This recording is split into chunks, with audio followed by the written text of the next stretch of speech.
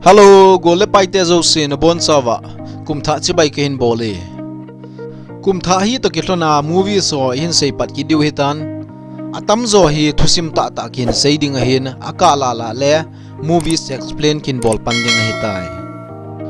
Tuni aung thusim ta ta khati sei ki diu hi a hele. Chinese nupi kharin azipa asum deizi abo analung sida a hin la. Lungset ta ta hin chan phada phat anage isang. Hichi thusim hi sei diu hin nang manong si manglova zona chan vering in ka hin temi. Masang lai hin Chinese nupi khat he anumin hi. Azipa hin ama he avo zing zin azi chu. Chinese nupi nu hin naw hin ne chun anaw hi apin chu na kisu lova hin. Chapang payong hi alungyal ting lo hi zi chun mi banga dei bangin apaw theipon tengla mi bangin dei bangin awa lele theipoi. Hichi chu azipan alung han pi in azinu hi avo zing zin hi. Nikhat hi ahin kaido atan a ina konin. Azinu zong hi achapa ki kayen. A in ko machun ringwell khat hi aumin tuikila do azina ko. Hichi ako achapa hi chop lut pi zeng de ati hitai. Ahin la achapa hin ahin tuin. He no ati thelo sa chun ahin tin hi le. Anu zong hin hichi chu gel talovin achapa dinga be hinding ki hin sojing ding ti chu ahin lung tup tai. Not henan kiti China a khopi mun khat ahin hichilai hin aloi nu jinwa kiti hi anomen hi amazon aloi nu kom hin achapa ki puin achi hlon tai. Jinwa nong aloi nu mijiang hin khutusim a het phat achun alung sit hle zengin phat sot ta anum pi ta ni hi.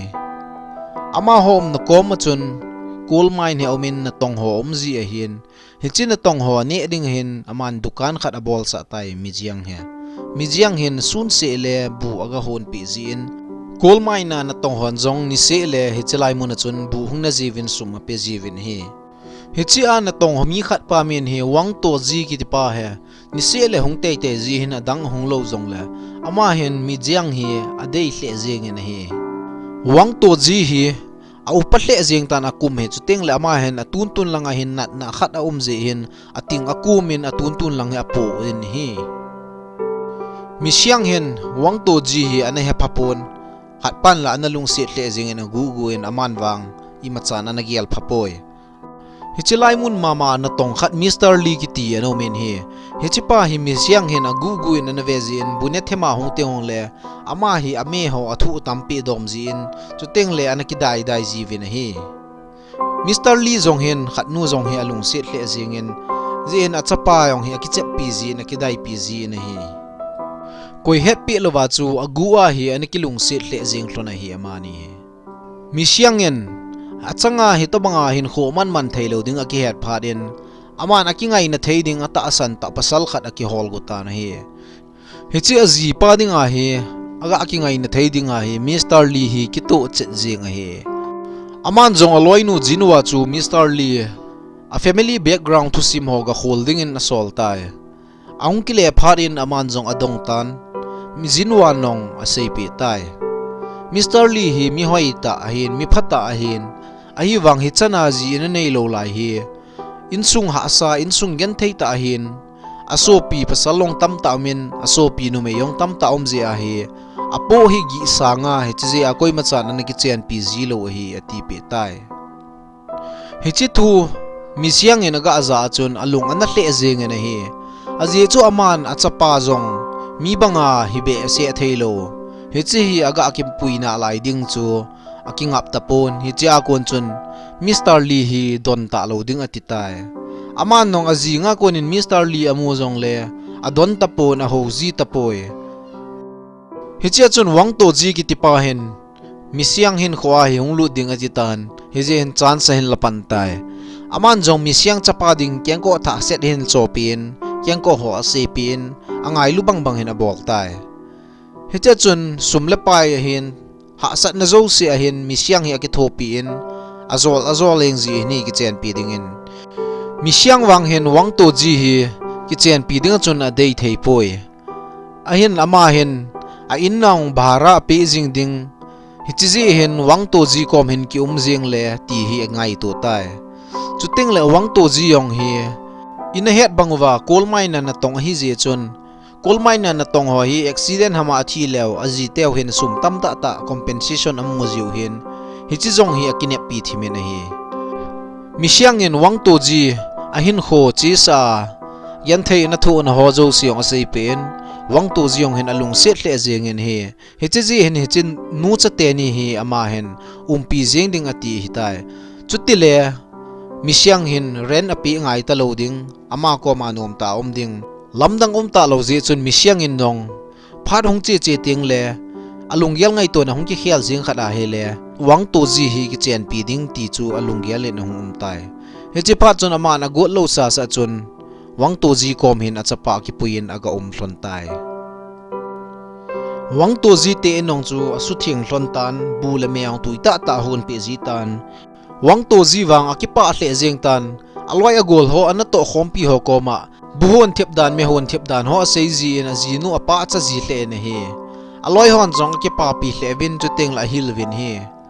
tu lai ei ho lang nu me ho aji te thi teng le sum tam ta ta mu jiu hu hi chi ji khon ji min a ki chen pi ji ti ka heaven nang jong kining phana ti pi vin hi ahin la wang to ji wang hi to bang ho chu agial thupi pon i machan anagial tapoi aji chu mi siang hi alung sil ta ta hi tai mi siang hin wang to ji hi alung sil ta ta lo a hin lai na hi aji chu ama hen wang to ji hi hung thian lang hele asum muding chu agial thupi zo na lai hi hi chi ji hen wang to ji ni khat hi apot do pe rin na tonga che pe hen mi siang hin le kho chu a hol tai ahin amudi tapoi misiang in nong ni hla hi pharin kitchen na certificate ho la eng ding government komati hi agial tai ahin lawang to jin kicheng lo la ya certificate ho asim go ding thoni chu aman agial thei de poi misiang chan ho hi aviazin wang to jin misiang ong hin alung set mong hi atitai chapa ma khon he pa hin ti jin hi le aman jong kitchen pi ta ta ding ati hi tai misiang he wang to ji te ho anato na lang vin ni khat he accident khat hong tan misiang ong he akitsa hle jeng ena hi ama jong a hlai phejin accident na mun chaga adelin azole wang to ji hi ani hin te ati hi ain lawang phadum te in wang to ji ani hi pon misiang jong akipa hle jeng in a hai hlung hut hut jeng en hi ni thla hi phat in misiang in wang to ji avon ho aso pe in akeng ho aso pe ji in malis them abol ji in phate te na bol phaji tai hi che chun wang to jin jong misiang hi I pithu jing ta jong le ipzi a heong le ama hin achapa le misiang hi pi ta ta ding ki chen pi ta ta ding ati tai hi en aman misiang hi checkbook ho hin sumun thei ding le kho zo se chu misiang hi apetai azingin wang to jin misiang hi aki chen pi tan misiang in Mr. Lee masanga agua ana lung sit jing pa chu hin mun alung ana hle jing ena hi amani zong ki chen zo phat in nu pahin kho chu hin mang khom hlon tan sum ho jong chu misiang khuda hunglu din misiang in sum ho chu aching ji tai a hin la phat hung che chen hi le achapau jong hung len che in ama la achapa la du da mo che jing in zen jong angai jing in hi chi ji hin sum hi hung thla sam jing tai aman jong angin ngai to tan sum tam ta amu na theiding lampi chu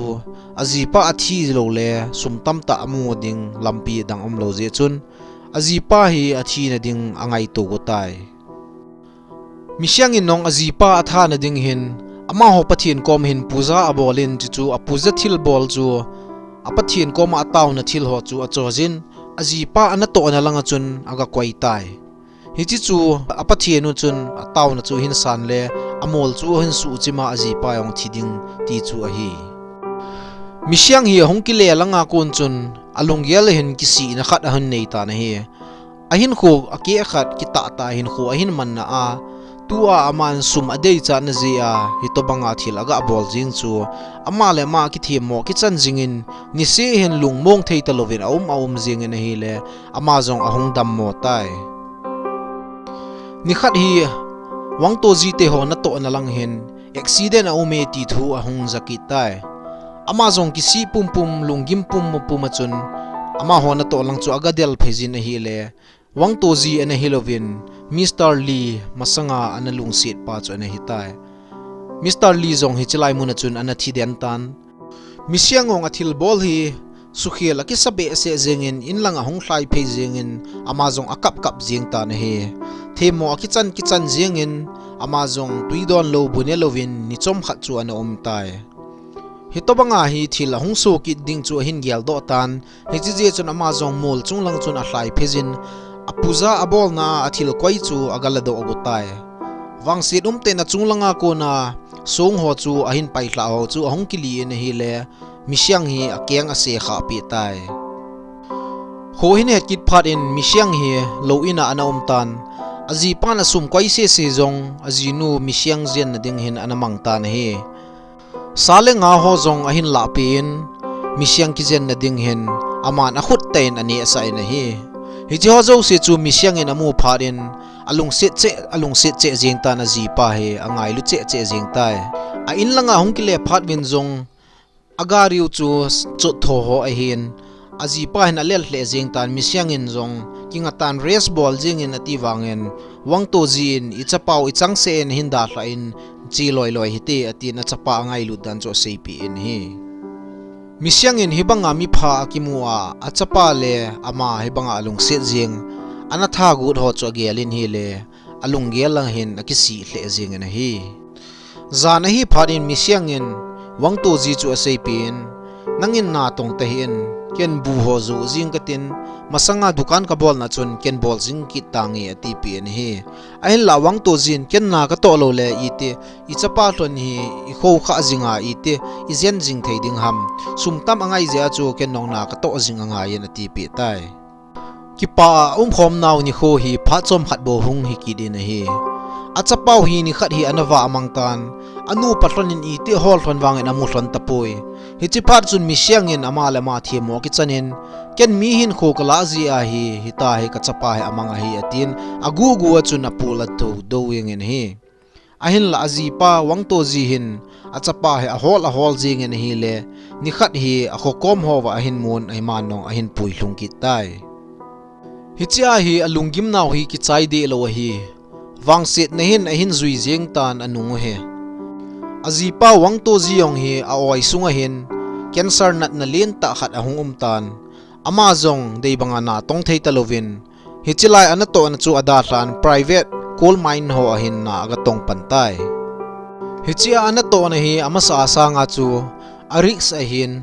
thilong hi accident atamji na hi hinla hi che thu ho zo se hi azinu misiang hi asei pi de poi a oina sa walting le lo ho chu ane jengin hi ni khat hi aloi khat in alo ne chu anamun azinu kom hin aga sei pe tai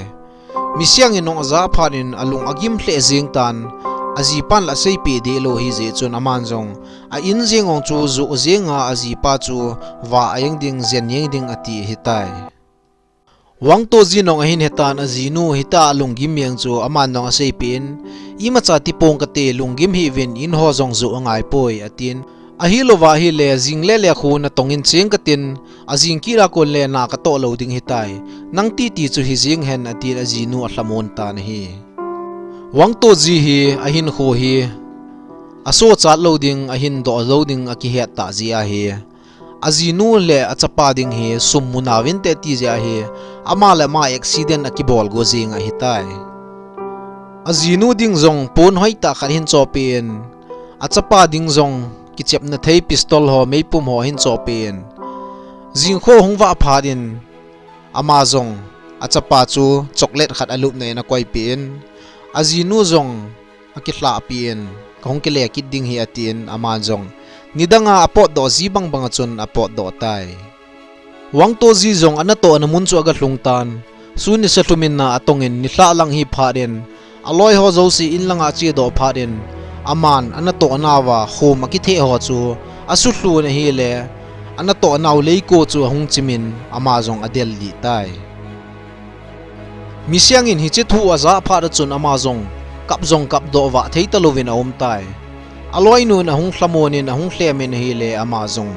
kining changlovin ha kai na hung kap do ta na hi azipa na to na company coal mine hin